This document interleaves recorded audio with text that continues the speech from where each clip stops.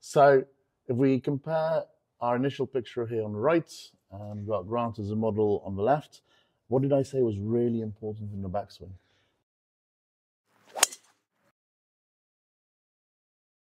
To stay centered over the ball. Yeah, so we want to keep the head really nice and centered. So I'm just circling it here, like so. So we have a circle here around the head, and we want to keep that constant throughout the backswing. Yeah. And what do we want to see happen with the hips? So, I mean, really, they should go towards the target. Like I say, I've struggled quite a lot with sort of coming off the ball a bit with my hips. Yeah, I mean, if anything, they need to stay boxed in where I've put them, or if anything, actually go towards the target. Sure. Right? And definitely by the time you end the swing, they should have gone massively towards the target, like 8 inches towards the target. So if we have a look at the motion, what do we see happen in the backswing? We see the head translate off towards the trail side. Yeah.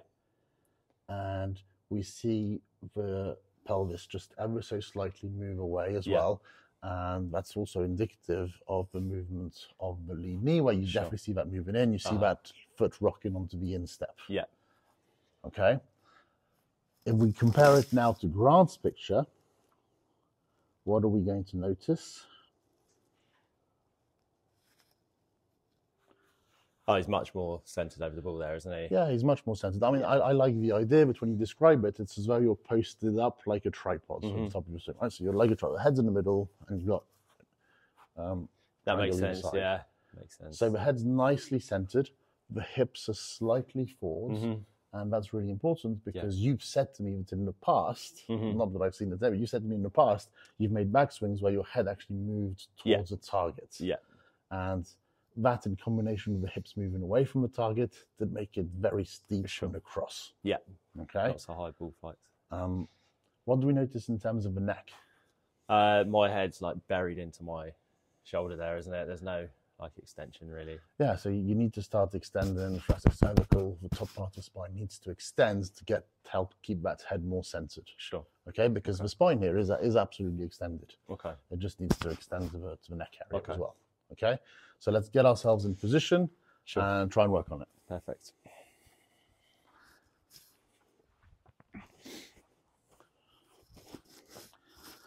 So I'll get a ball head down for a second. And so just in terms of the backswing, we're going to start with some shots where I'm simply going to put you locked into position. Sure. And you have no choice from here but to keep your head nicely centered. And let's see it. Yeah, nice. I think if anything, the head moved slightly towards the front stick here. So keep it nicely centered on the next one. Yeah. The neck was nicely extended. Yeah, really cool. Okay, so what are you feeling there? Lots of stretch like down my left side. Okay. And down into my right. Yeah, so all down this side you're stretched out. Yeah. This knee stayed more forwards. The neck is more extended. One thing, did you notice? If we go back there, so pose it back down, let's go back up to the top. Do you notice how your lead eye is a little bit lower than the trail eye? Yeah. And that's perfect. That's helping you get that centered position at the top. Sure. What does this feel like to you? Because this is obviously very different for you. Yeah, it feels very engaged. Because you've said to me in the past, you've said to me, my lead knee gets really lazy. Yeah. Okay? 100%. And you've asked me the question, you said, what happens if my knee does work inwards? What did I say to that? I mean, immediately I'm off plane, the weight's going back, and it would just stay there as well. What did I say in terms of range of motion, though? Yeah, that it should come in slightly, and I shouldn't try to keep it out throughout the whole swing necessarily. Yeah, because you could do it. You could be in such a place that your feet are turned outwards, your knees are turned outwards, which is the external rotation of the hips. You could make your swing arbitrarily make these moves. So you're flexing the lead knee towards the toes, you're straightening the trail, and you're here, and you're kind of locked in position. You can't get any rotation. Nothing good's happening from that, okay? So you want to flex that knee, straighten that knee, but all the while, the pelvis starts to go towards the target as well. Okay. Right, which is going to limit a lot of the strain. And then at some point, you are eventually going to lose your amount of external possible external rotation. Sure. So that knee has to potentially start to come in at some point. Okay. We can't all keep that forwards and externally rotate forever. Sure. Right? So if it comes in just a little bit, not a problem at all. Sure. Okay? Right, so let's do it again. So you're in position. I'm not using the sticks. You'll just get into the top there. Yeah, really nice. If we have a look from over here, Byron, come over here and have a look. Let's do it again, Josh. Come back down. So the head's really nicely centered. Cool. And from there, just hit the ground. Make sure there's a proper thud. Make sure there's some real descent. More so, okay. No, like you did just then. That was all right. That was awesome. That was so good. That was so good. Okay, perfect. So go on, do it again. Yeah, nicely centered. Hit the ground. Yeah, really cool. Okay, let's do it with a golf ball. And if you want to do it in stages, so pose that top and then hold it for just a second or two. Make sure you're aware of where you are in space. And then punch the ground. Yeah, really nice. Sounds like you ripped it. Cool. So if we have a look on the left-hand side here, we have your original picture, Josh. Yeah.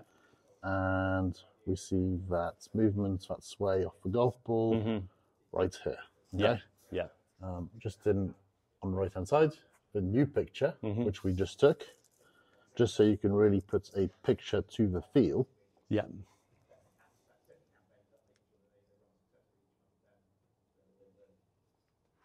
Oh, wow, yeah. See how steady the head's remained? And so right here, you're in a nice position. So it's that tripod I was talking about.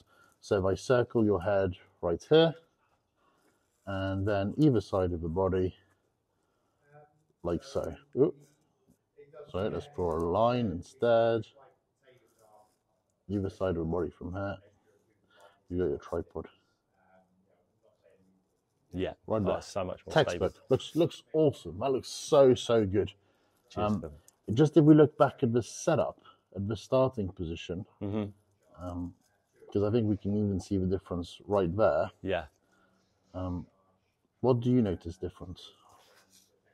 So my knees are more flared out compared to the first photo. Yeah, there's just a little bit more space between your knees, right? So you've got your knees are turned outwards just a little bit more, which is going to help with that motion of the pelvis going back. Yeah. But yeah, that's an awesome job. Again, I'll just go back to the top of that picture just so you have it in mind. Yeah. Like I said, at the moment you're feeling like it's quite a big move. Yeah, yeah. Quite a stretch of your trail side. And if you keep feeling the same amount of stretch continuously, then from one day to the next, it is literally going to be more and more. And you might end up in a position where the head actually starts to translate forwards, and we don't want that. Sure. So you do have to keep monitoring it regularly to make sure that you are just doing the principle of a steady head, right? If you keep doing it more and more, you'll just end up exaggerating. Yeah. But yeah, awesome job. I love that. Brilliant. Cheers. Keep doing it. Yeah, it looks great. Yeah, thank you. Cool. Awesome.